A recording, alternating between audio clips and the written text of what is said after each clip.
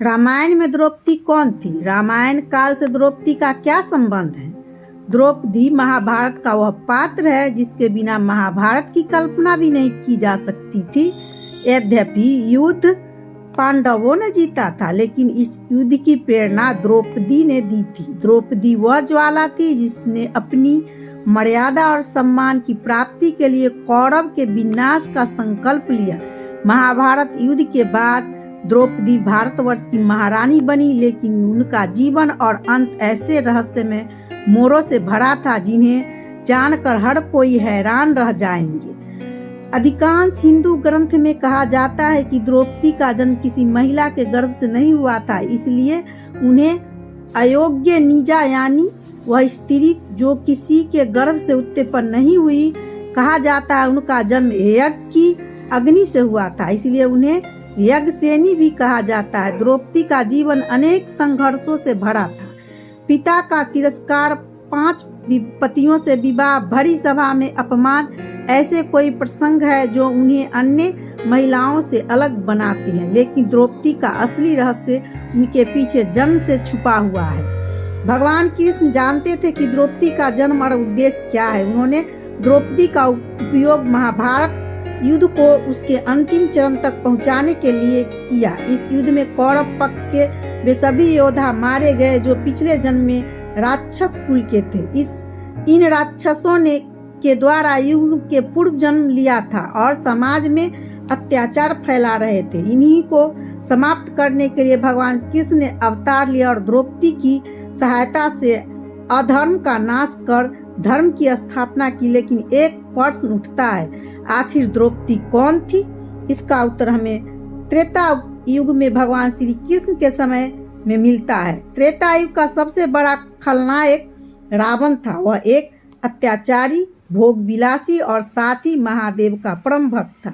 महादेव को संगीत प्रिय था, इसलिए रावण कैलाश पर्वत पर जाकर उनके लिए बीना बजाता था।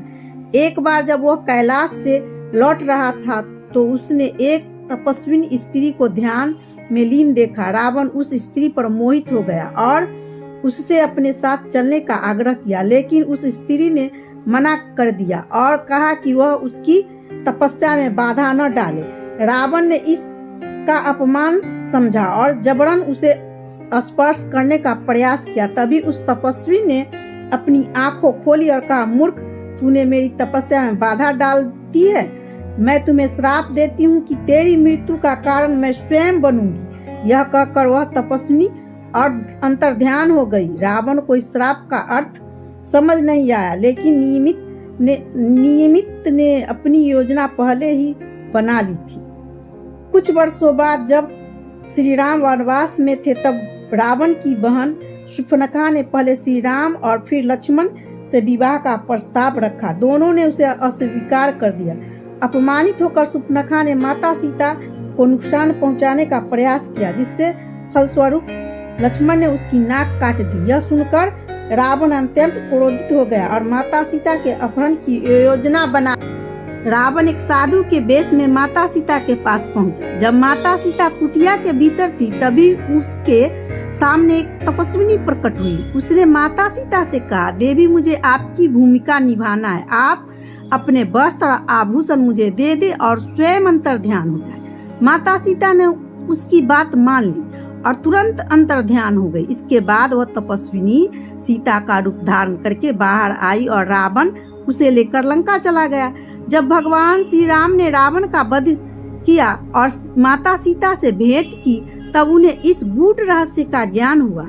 उन्होंने उस तपस्विनी की त्याग और बलिदान से प्रसन्न होकर वरदान दिया कि द्वापर युग में जब धर्म की स्थापना की आवश्यकता होगी, तब वह पुनः जन्म लेगी और उनका साथ देगी। यही तपस्विनी द्वापर युग में द्रौपदी के रूप से जन्मी। इस प्रकार द्रौपदी केवल एक साधारण स्त्री नहीं थी, वे धर्म की स्थापना के लिए उत्पन्न हुई थी और भगवान श्री कृष्ण के साथ अधर्म के नाश में महत्वपूर्ण भूमिका निभाई। उसके अपमान का बदला भी महाभारत युद्ध का प्रमुख कारण बना। इस युद्ध में सारे अधर्मी और अत्याचारी समाप्त हो गए और धर्म की पुनः स्थापना हुई। यह कथा हमें यह सिखाती है कि नारी शक्ति केवल सहन करने के लिए नहीं होती है, बल्कि जब अन्याय अपनी सीमा लांघ जाता है तो वह विनाश का कारण भी बन सकती है। द्रौपदी का जीवन प्रेरणादायक है, जो हमें अपने आत्मसम्मान और न्याय के लिए संघर्ष करना सिखाता है। अगर आपको यह कथा पसंद आई हो तो इसे अपने मित्रों और परिवार के साथ साझा करें और धर्म की इस महान गाथा को और अधिक फैलाएं। जय श्री कृष्णा।